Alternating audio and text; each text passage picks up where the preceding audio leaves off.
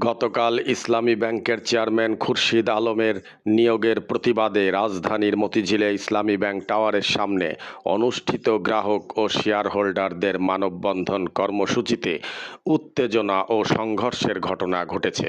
আন্দোলনকারীদের অভিযোগ, পুলিশ তাদের শান্তিপূর্ণ কর্মসূচিতে লাঠিচার্জ ও টিয়ার শেল, জলকামান ও সাউন্ড গ্রেনেড ব্যবহার করেছে। এতে শতাধিক ব্যক্তি আহত হয়েছেন এবং প্রায় 50 জন গুলিবিদ্ধ হয়েছেন বলে দাবি করেছে তারা। এছাড়াও সূত্র বলছে, যখন এস আলমের এজেন্টরা দেশের বিভিন্ন স্থান থেকে ভাড়াটে লোক এনে ব্যাংক দখল করার চেষ্টা করেছিল, তখন পুলিশ কোনো হস্তক্ষেপ করেনি।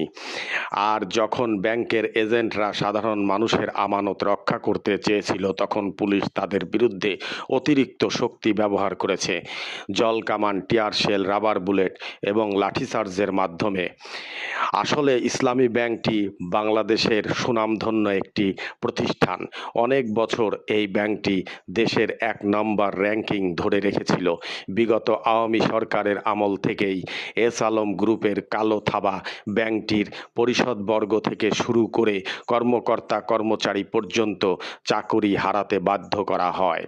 আর ব্যাংকের রিজার্ভের টাকা এস আলম গ্রুপের লোকজনের হাত দিয়ে পাচার হয়ে বিভিন্ন হাইব্রিড নেতাদের পকেটে উঠে, ফলে ব্যাংকটি মুখ থুবড়ে পড়ে ও দেউলিয়া হতে থাকে।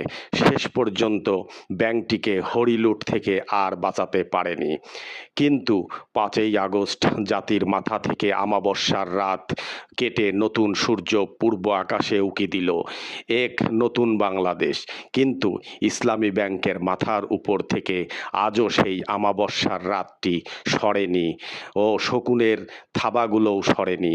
জানি না এই ব্যাংকটির কপালে কি আছে, তবে এতটুকু জানি, যারা ব্যাংকটি আগে পরিচালনা করেছেন জন্মলগ্ন থেকে তিলে তিলে ব্যাংকটিকে বাংলাদেশ সহ বিশ্বের দরবারে 1 নম্বর সারির ব্যাংকে পরিণত করেছিল যাদের অকৃত্রিম ভালোবাসায়।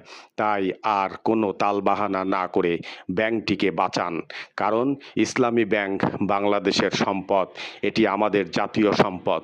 তাই বর্তমান সরকারকে বলবো, ইসলামী ব্যাংকটির উপরে সুদৃষ্টি দিয়ে যারা ইতিপূর্বে সুনামের সাথে দেশ ও বিদেশ ইসলামী ব্যাংক 1 নম্বর কাতারে এনেছে, তাদের কাছেই এই ব্যাংকটি হস্তান্তর বা ফিরিয়ে দেয়া বা আগের ওই সকল পরিষদবর্গকেই দায়িত্ব দেয়া, এটাই হবে বুদ্ধিমানের কাজ। কারণ আমরা দেখেছি সেই সময় ব্যাংকটিতে কোনো লুটপাট, কোনো রিজার্ভ চুরি বা দেউলিয়া কোনোটাই হয়নি। সুনামের সাথে আমাদের বাংলাদেশের 1 নম্বর শীর্ষস্থান ধরে রেখেছিল ইসলামী ব্যাংকটি। তাই এই ব্যাংকটি নিয়ে রাজনীতি না করে ওই সকল পরিষদবর্গের হাতে ছেড়ে দেয়াই বলে আমি মনে করি।